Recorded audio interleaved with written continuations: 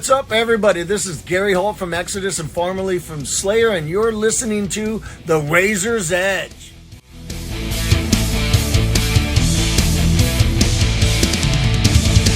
Hi, welcome to The Razor's Edge, Gavin, to our Damnation Festival coverage. How are you? I am absolutely fantastic, Kat. Thank you once again for having me. So we've had 10 months for the dust to settle on the 2024 edition at the Beck. How was that for you, especially compared to the two previous years at the Beck? Oh, you know what, I've had a wee bit of a roller coaster with Beck Arena. Beck Arena in itself's been fantastic to us, and that move has been the best thing that we ever done. But the first year was obviously such a screaming success. That weird situation where we lost Ministry like 6 or 8 weeks out, and then we replaced it. It was like Converge doing Jane Doe. At the Gates were already doing Slaughter the Soul, but that was on the poster. Pig Destroyer then done Prowler in the Yard, and Godflesh done Street Cleaner. And then within a week we'd done like 1,000 extra tickets. So in a week where we should have been curled up in a ball crying about losing the headliner, we just saw this huge spike in tickets. So that was such a great success, and we came away from that year thinking, oh Jesus, we can do no wrong. And 2023 was hard work. It was hard work. For whatever reason, the lineup never really set the public imagination on fire. People, I mean, it was great bands. I mean, Electric Wizard and Amon Ra and Nathrag, and a lot of the bands that people do have a lot of time for online, and Julie Christmas. I mean, I fucking loved that lineup, but it just never, for whatever reason, just never done a ticket sales it was supposed to. And that was a slog. It's difficult working on Damnation for a full year when it is your job, and you do need some sort of salary from it, and then not making a salary. So great year, great buzz about it, like great event. Like when we went there, people enjoyed it, but that didn't do the numbers that Damnation needs to do to be financially viable. Mm-hmm. Unfortunately, then last year, the one you're referring to bounced back, and we've done that extra 1,500, 2,000 tickets or whatever it was off the top of my head, and back to where we needed to be, and back to what we wanted it to be. So I loved it. Last year was a real shot in the arm again after quite a tough 2023 for those reasons.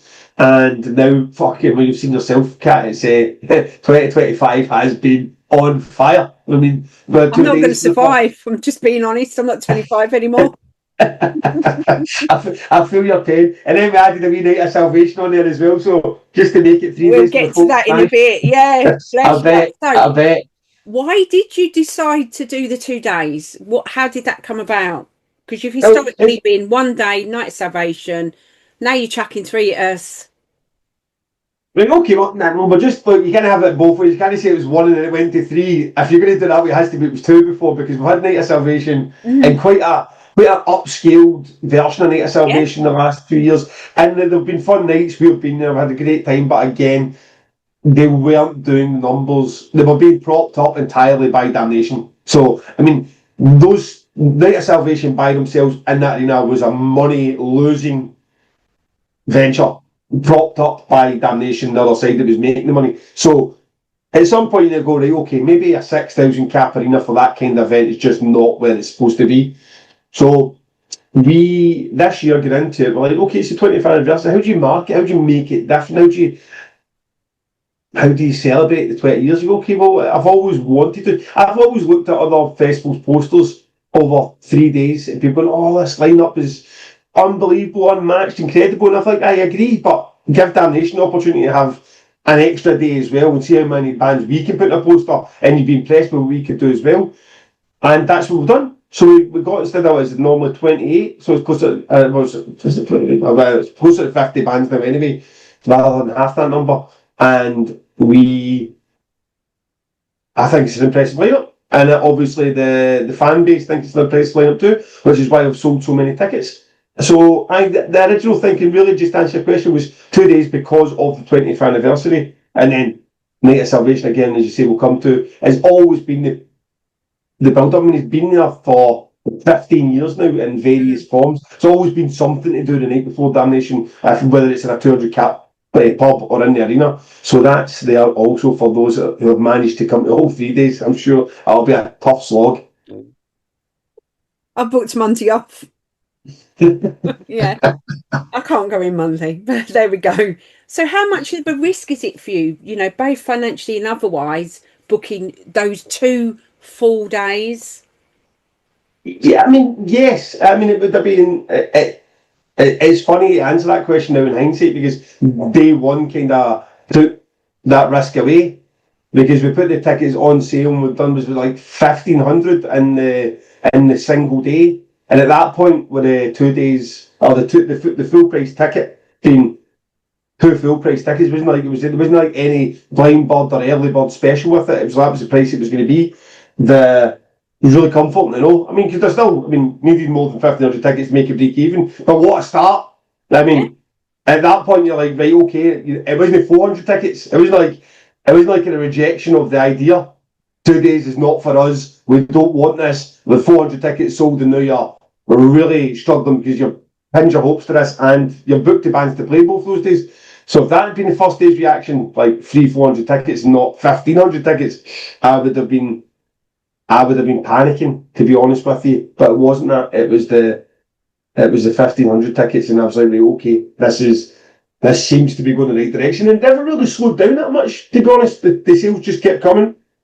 So I feel like it's one of those ones. We'll know. I was having this conversation with someone yesterday. You don't know if that's a successful format until there's been more than a few. Because sometimes you can go, is it a success because it's the 20th anniversary and people are putting a lot of stock in that? Is it a success because it's 2 days, so now you've got travellers coming across from Germany or Portugal or Italy who have always liked to look at Damnation, but the idea of coming in and doing it for 1 day feels like a lot for 12 hours of music, whereas now you're getting a weekend of it. You're like, that's much better value for jumping in a plane to go and do it. And no one's got a magic ball to tell you why. Is it the lineup? I mean, but then the lineup's great, but there's nothing on there you go, oh my god, it's they went and booked Behemoth, they went and booked Testament, Malevolence, these bands that are doing a couple of thousand tickets, but our headliners, Napalm Death and Crows for me, are hugely popular bands, but not doing the kind of ticket sales you'd expect with even a Devin Townsend or Crater that we've had before, Opeth, we've had in previous years. So, I don't know why. It panned out so well so quickly. I'm grateful it did, but it was a risk to start with. And Kat, the business side of it as well. If it costs you £10,000 to put the screen on stage, the next day, yeah, it doesn't cost you 10 grand. Then it costs you two. So it's like the most expensive way to do Damnation easily is 1 day. Do everything, bands will cost what bands cost, but everything else involved in that, all the production, the fence hire, the loos, the tents they got. We put in marquees outside for like 7 grand. The whole weekend, 7 grand. So you're using them the second day. Your budget doesn't just double. In a lot of cases, it doesn't even move at all when it comes to things like the marquees. Or it moves a small bit when it comes to stuff that's already in place, like the screens or the staging. So it wasn't a case of just like, 1 day Damnation is risky, 2 days is twice as risky. It didn't work like that economically. So if it's a success, then could we maybe see you discussing making it 2 days? You knew I was going to ask this. Making it 2 days going forward. You see what I say, Kat? About just doing a wee bit of decent journalism. You're the first person to ask that question. Why would you not? Because actually this year we have got the Bloodstock Winter 1 day, but when you look at the UK historically, we haven't really got inside winter metal festivals, have we, that cater for an eclectic taste, right? Because metal's a broad church. Okay, so there's your exclusive then, Kat. I've enjoyed it so much. I've enjoyed it so much this year. I just can't see. I can't think about going back to 1 day. Honestly, until there's a good reason to go back to 1 day, until the ticket buyers of Damnation say it's not for them, they hated that, it was too much preferred the 1 day format, never buy again. Until that's the case, I can't see me. But it would kill me. I've enjoyed so much having the freedom to book so many more of those bands and not having to sit and deliberate so much about that final. Then also the added bonus of bands like your Hidden Mothers and Dinner Celestial Birds that are Devastators that have been waiting for years to get their shot and never ever really getting a chance to them because the opening bands Enforced or Frail or bands you're getting across are excellent bands that are on a package or right on your doorstep. So not only has it been more fun to book and have more freedom, but then we've also been able to go and get some of these bands that we've always wanted to get in Damnation for the last 5 years, finally give them a chance too. So there's a lot of pluses to doing it financially. It looks like it's going to be a big success for me on a personal level, which helps. And going into 2026 and not doing 2 days just because it's a bit like, the 20th anniversary and it was a one-off, and it made no sense. I'd honestly feel like it was the most stupid decision ever, but I'm saying that right now, again, before it's happened. I'd probably liked to have had this up my sleeve until after Damnation, but not only your question aside, because I would have answered it honestly anyway, I probably try to get tickets on sale immediately after Damnation, and if we can get some bands announced in time for it, have them on the screens, so they'll take advantage of the huge crowd that is there for the couple of days. So, aye. Can you keep that format maybe? Because obviously this year we've got the alumni day and you've got the newer day. And you've always been quite good, I think. You've asked the forum several times about who should be booked. Coffee Mulch was a good example that year, wasn't it? Yes, Like yes. Would you keep that format, or is that something you're going to have to sit down and see what's available, basically? Because we don't know who's touring, who's got albums out.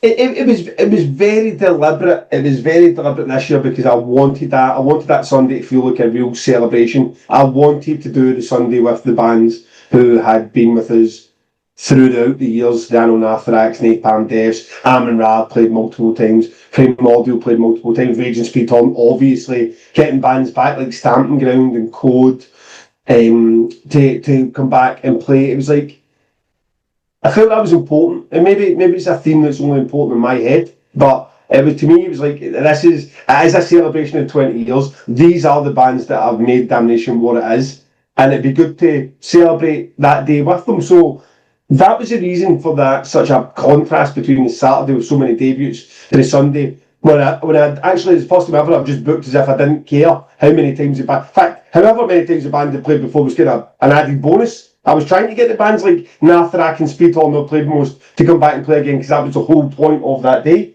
Whereas next year I don't see the need as much for a theme, but it'd be like I'd probably have a wee bit more freedom.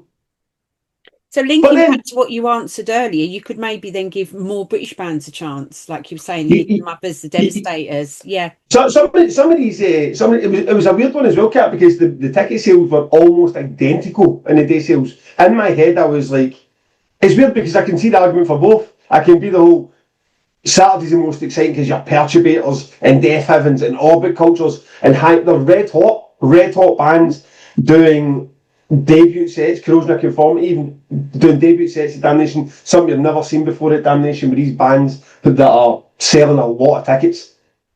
And that sounds like a lot of fun.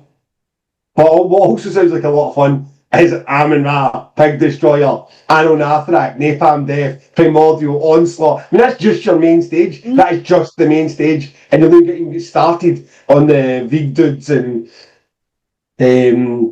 who else is playing it? A Warning. They kind of bands that are on other stages. Like, the Sunday's just incredible. I would hate to choose as a fan. Honestly, I don't know what answer I could give you. I think I might even side with the Sunday, just as I'm talking myself through some of those sets, about which day I would go to. Where it was on paper, when we were first putting it together, I thought that the Saturday day tickets were the ones that would fly quickest, because those were the hot bands, like your Orbit Cultures, that are just doing serious sales everywhere they are. Oh, yeah. And Perturbator, doing serious sales everywhere they are. Death Heaven, back to as good as they were before, selling at venues everywhere. So it's an odd one. That Sunday has really sold the day tickets and a lot of nostalgia. I think it said a lot for the fan base, though. You know, obviously there's going to be a lot of 40, 50-year-old sore bodies on Monday morning, but those people who have been at Damnation with you as fans over the 20 years, you know, it's almost saying to them, isn't it, come along, and this is everybody you've seen, and let's pretend to be 25 again when Stamping Ground playoffs are down. Yeah. Oh!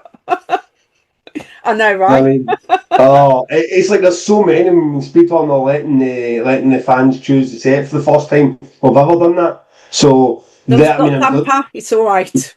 there's going to be some chaos in there. Stamping Ground, there's going to be some chaos. I mean, Hell Ripper's just chaos anyway. Yeah. I mean, there's like, and that's before, oh man, you even get to that main stage runner, your Pig Destroyer, Nathrak, Napalm Death. It's like everyone's going to need to get that last wee bit of energy for whatever store they can find in their body to keep going at the end of that, because my God, that Sunday is brutal.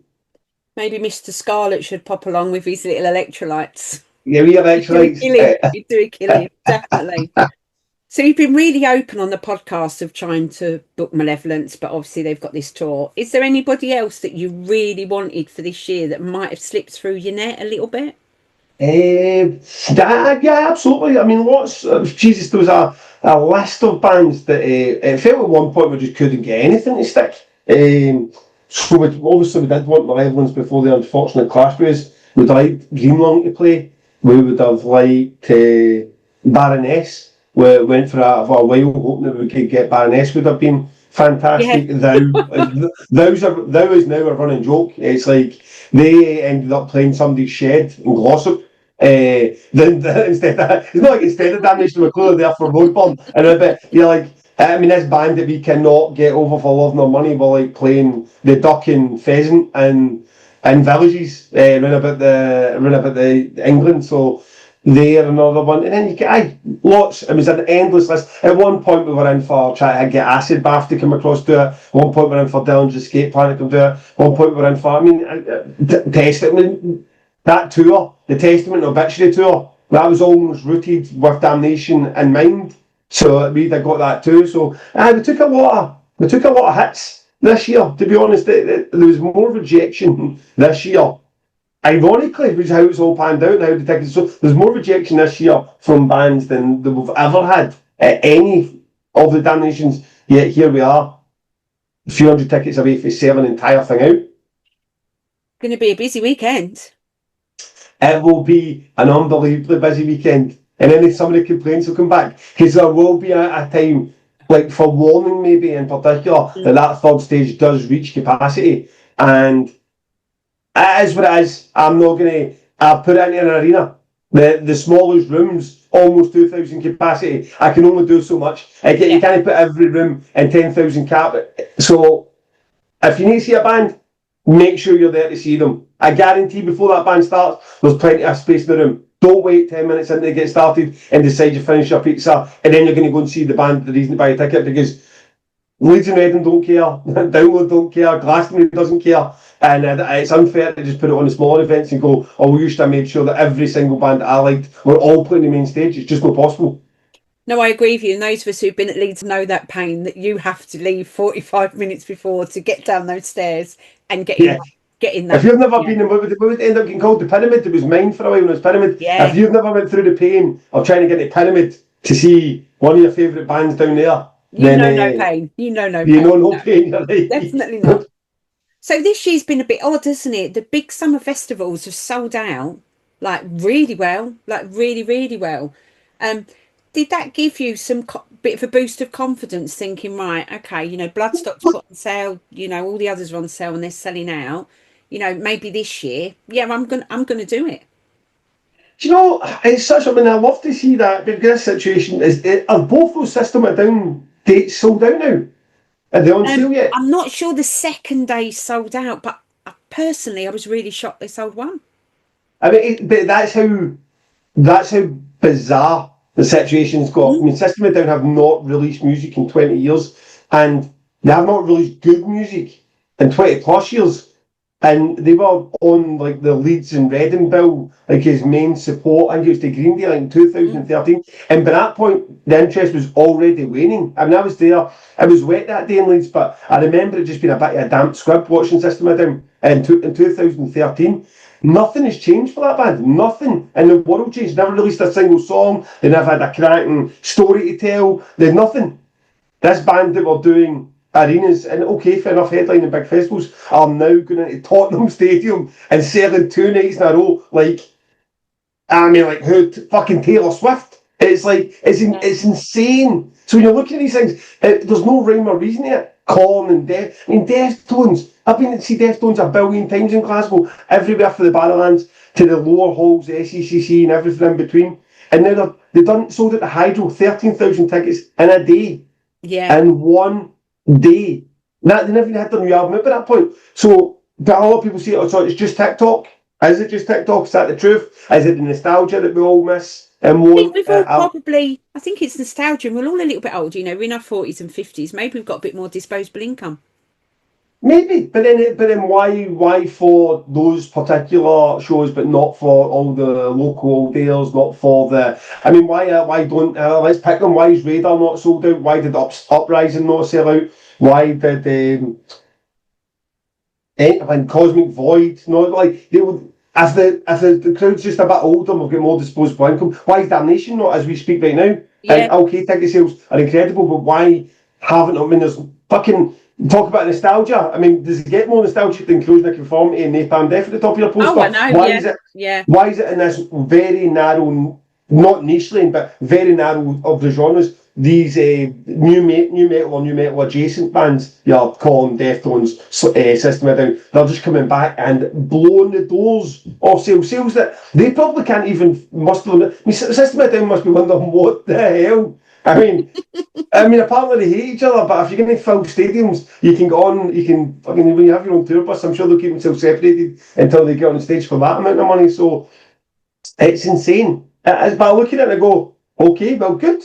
I mean, these bands, good for them, or good for any of these events that are going and selling out. Good for it. Like, if Download sells out, brilliant. Bloodstock sells out, brilliant. Yeah, I hope that those fans filter down and they end up at the likes of a Damnation.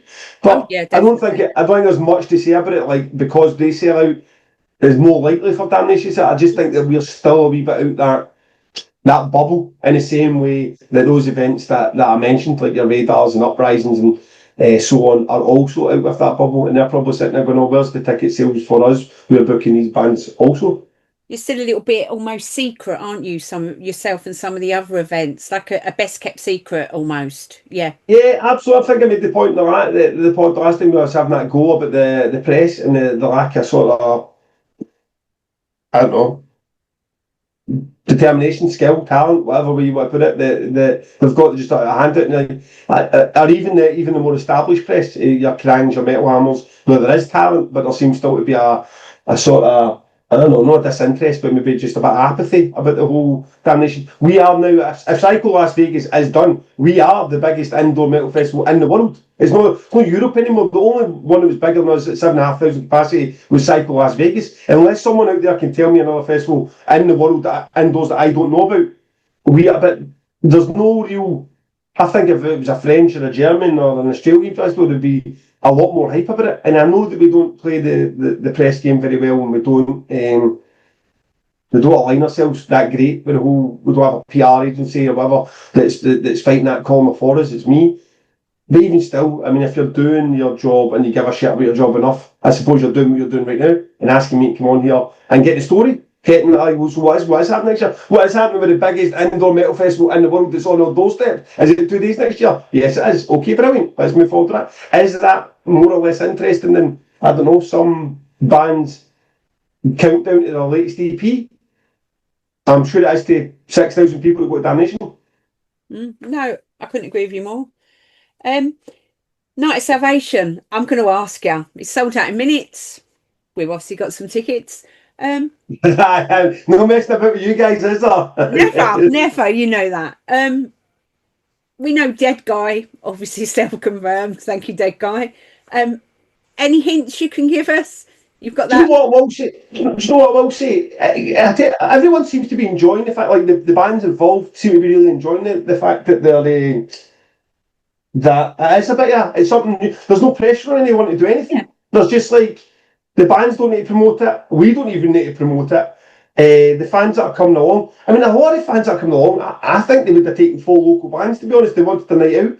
And they're just like, right, okay, let's go and do it. And it's Damnation's behind it. It probably will be a bit more special in it. And then you get the bands that go one step too far. And they start thinking you get High and Fire world exclusives and Napalm Death. I've read a few, original lineups. That like, right, calm down. It's in a floor. I'm still waiting for someone on the forum to say it's Bolt Thrower. We haven't had that one yet, have we? Well, small mercies we have not had. It'll be Bolt Thrower yet. But I don't want to ruin it. I don't want to, like, I'm not even that guy who's about like, oh, state secrets in it, but I don't want to ruin it at all, because I feel like it will be enjoyable to go and be like, right, okay, what I will say and what I did say, because I didn't want to sell any tickets under any false pretense. I made it very clear that it wasn't the bands at the top of the bill doing world exclusive sets. If we had Pig Destroyer doing Terrifier, we would have that on our Sunday poster, and it'd be Pig Destroyer doing Terrifier. We're not hiding that behind a secret event the night before. But the 4 bands that are doing it are all excellent. They're all fan favourites. They're all playing Damnation, and they're all doing special sets. And it'll be chaos. I can guarantee that it will be. I'll be chaos. 3 days of chaos. Yeah, I was set up that way. I wasn't looking for any, like, I don't know, played out black metal. I wasn't looking for post rock. I wanted fun. I wanted some chaos in a small venue, no barrier, everybody just there, like, when they're all full of the beans to enjoy it. And that's exactly what we have booked. Brilliant. So I'll have to just wait, won't we? Patiently, with bated breath. Kat, if you're desperate to know, I will tell you off the record. No, I'll have the surprise. Okay, see, I'm the same. Like, my Christmas presents can be right underneath the tree, and I'm like, I'm not touching them. I will wait until Christmas Day. I love the surprise. Good. We can't not chat and mention the podcast. Obviously, we were at the one in Birmingham, which was really good. Got some tickets for the Christmas special in Manchester. How much is a surprise is it of how it's just really flown, isn't it? Like, massively. It's just crazy. Most one of those ones where you're giving yourself a wee bit of kick and saying, I'm shocked that people loved it. No, it's really took off, and I'm really... I get what you mean. I mean, Kat, fuck's sake. We're talking about the Night of Salvation and how incredible it is to, like, sell at that venue. I mean, we're doing that for the podcast. We're selling out that venue with the podcast. You know, it's like, it is a wee bit surreal. Because you can get that, so many bands can get a wee bit cocky, and you'll be like, mate, my podcast sells more tickets than your bands. I mean, it's just a matter of fact. It's just a matter of fact. You're asking me for 10 grand, and my podcast sells more tickets than the band does. It's like, let's not get cheeky. You have to get that on a t-shirt. I'll try not, because I think people have got I think my haters already think that I'm a bit full of myself, so the last thing I need is to fan. I think you were quite inconspicuous, though. You know, when you're seen at festivals, not everybody knows who you are, didn't know who you were. You could kind of like mooch about. We used to see you for years at Bloodstock. You'd just be mooching about. You know, no one really took much notice of you. I don't mean that horribly, but you were just kind of doing your own thing. And I think now it's probably a bit different, isn't it? People want to talk to you about the podcast. Yeah, it's very different. Yeah, it's very different. I mean, Jesus, if you could actually see it, that tangent was just a bit mad. But it's all love. It's all, listen, we put ourselves in that position. We started the podcast to market our festivals in our own way. We thought we could have a sort of new and fresh, interesting conversation, and maybe pull back the curtain on some of the oddities that this industry throws up, and of which there are plenty.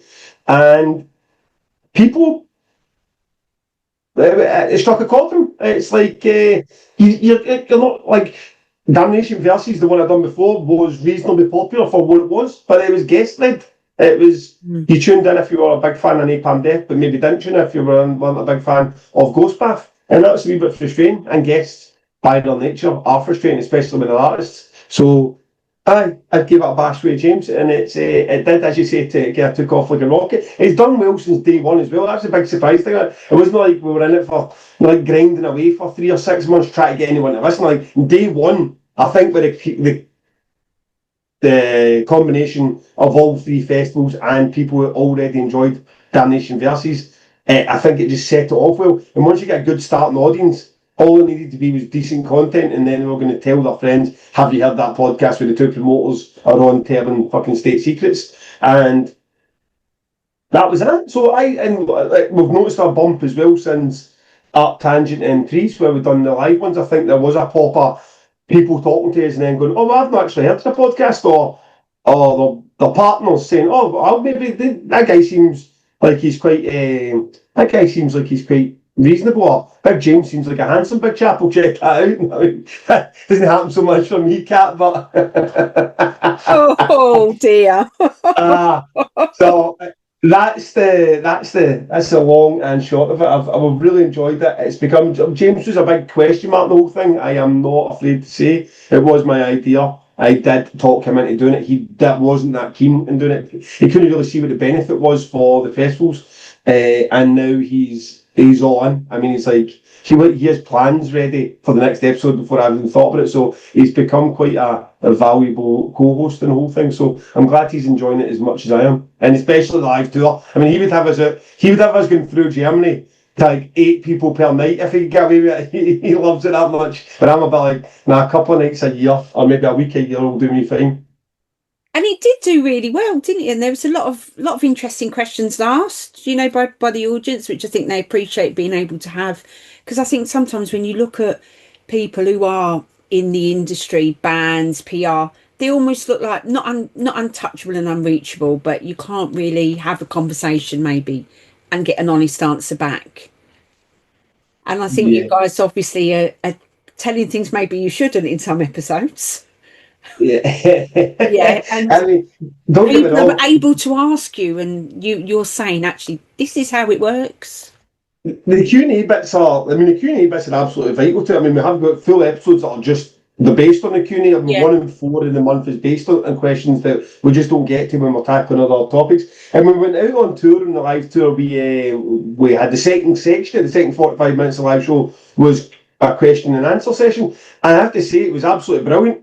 And again, that allowed us into a false sense of security because we've tried it twice this year at the festivals, and the questions have been mince. I mean, like properly mince. I don't know why when on the live show somebody's paid £15 to come and see you, the question's spot on and it sparks a good debate and a good conversation. But at the live show, it was like, Jesus Christ, I don't even know what half these questions are about. So we need to fine tune that a wee bit because it might be better that some of the questions are we know what's going to come, like they're pre-planned. So we might just go, Catfinch, are you here, Catfinch? You go, hi, Gav. And I go, right, okay, Catfinch wants to know. And we know it's a cracker. Then we'll get something to add to because somebody just going, what's your favourite 3 Metallica albums? It's like, it's not something you want to come up with on the spot. And secondly, it's not that interesting answer regardless. So there is a wee bit of that. You get some folk that are just desperate to ask you a data capture answer. You know what I mean? Like, you want to ask you about wristbands or something like that.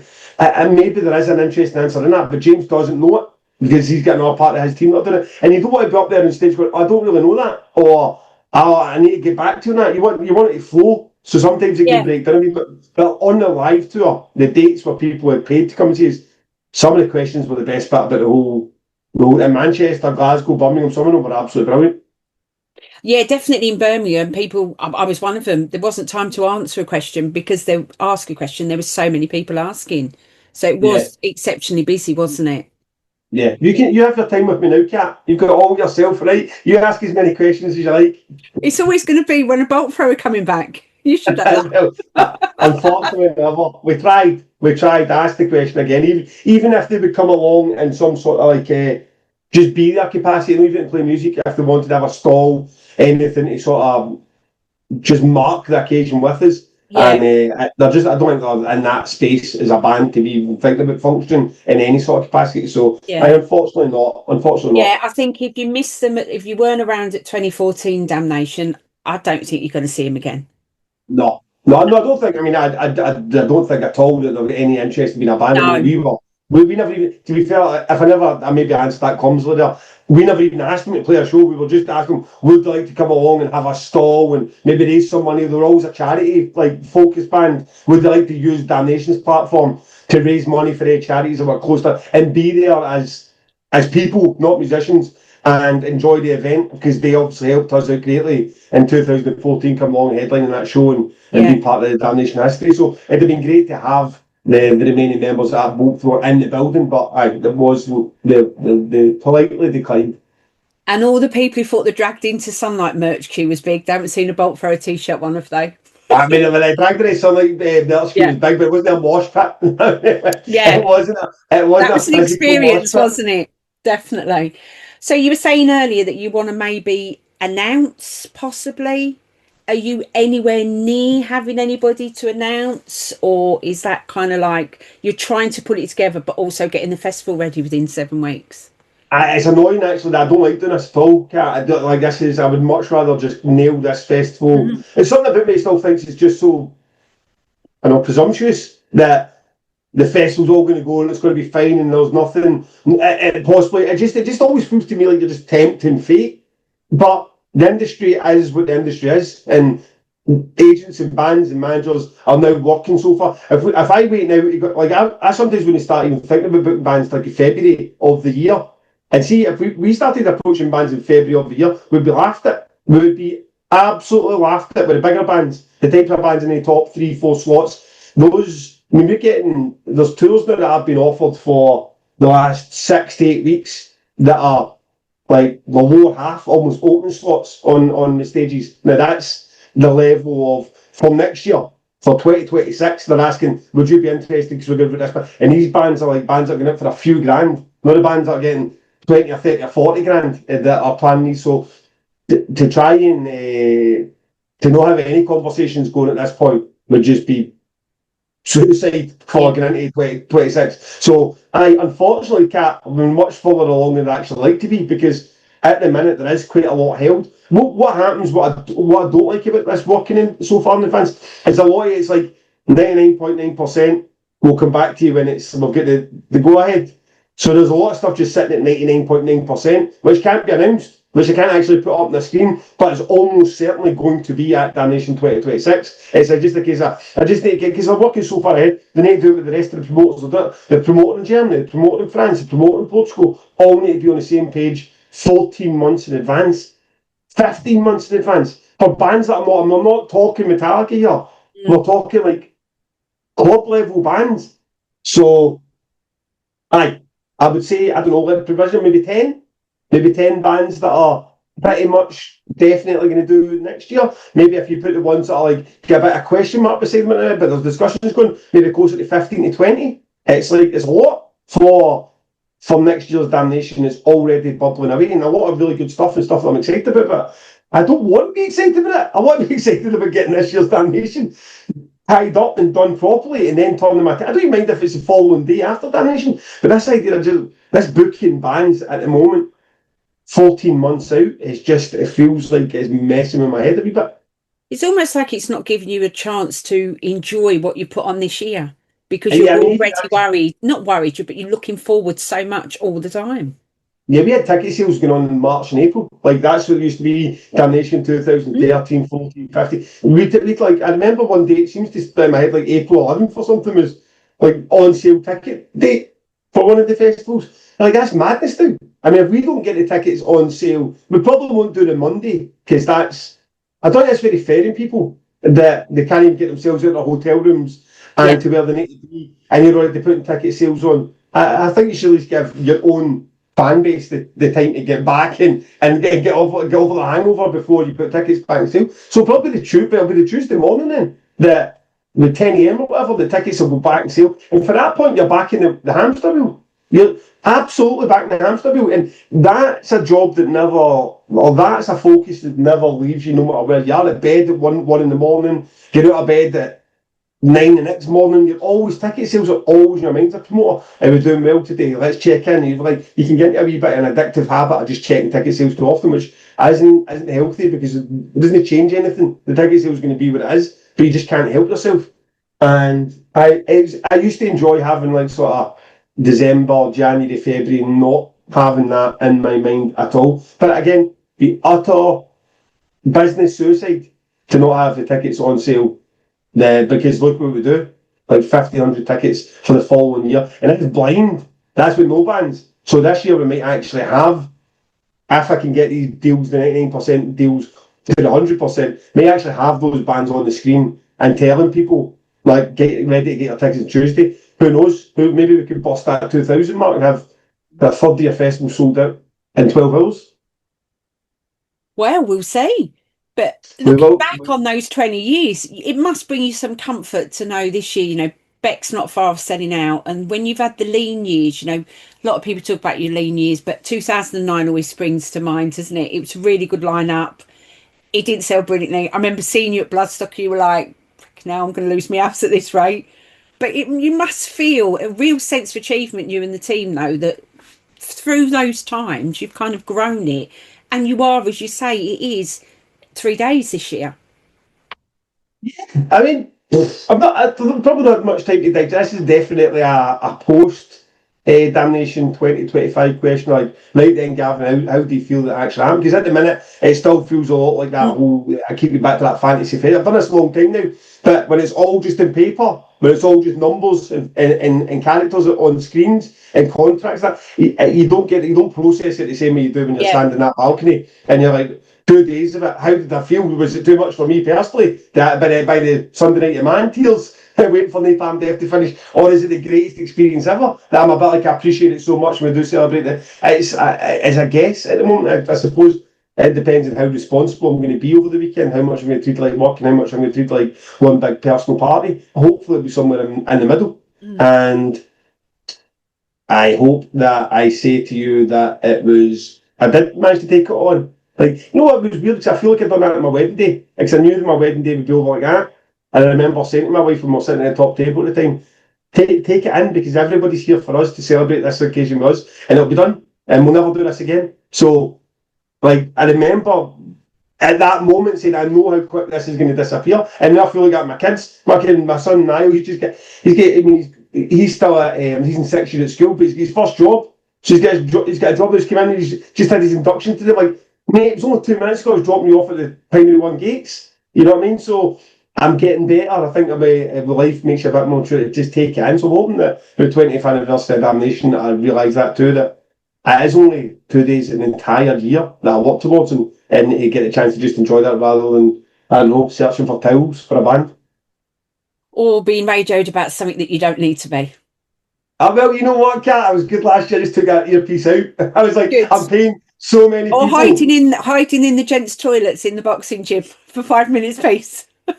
Honestly, I think there's so many people here doing all these jobs, and that now my job at Damnation really is only if something's going wrong. Someone's not taking no for an answer, and I need to go and tell them the no, or something bad's happened. So there's an issue that needs to be resolved in it, and I can be caught on the phone at any point by Angela or Fro or Tom Stabler. What I don't need is in my ear the minute of what's happening with the backdrops on TV screens or when's the next band on. All that stuff can get organised by the people who come and do that. Well, 7 weeks to go. I'm certainly looking forward to it. I'm not sure my body will be looking forward to it, but I'm certainly looking forward to it. You can always take it easy. You can always just sit up. No. I'm retiring this year. I'm getting too old for pits. Last one. Well, what a way to go out. Bit of stamping ground, bit of raging speed, Tom, bit of Afrac. Jesus. I might retire with you after that. I'm going to have to. I'm getting too old, yeah. It's a young person's game. It's a young person's game. When you see that, well, we saw that the last couple of years, didn't we? The On the Earth fans and the Bleeding Through fans. There was a few dodgy hips. It definitely was. Yeah, I've been doing this too long, so yeah. But it's fun. We love it. It is. A wee gentle crowd surf every now and then. Never give up the crowd surfing. You always. Oh no! I won't. No. You dropped in your head's no fun, but I mean, as long as people catch it, it's all good. No. Can't wait. Cannot wait. Honestly, I'm buzzing about it. I'm buzzing. Nor me. So thank you so much for your time, Gav, and thanks for the exclusive as always. Well, thank you once again to you, the team at Razor's Edge, and another fantastic interview, Kat. They're full of nice, fresh, and interesting questions. Your check's in the post. Thank Thanks. you. Speak to you soon.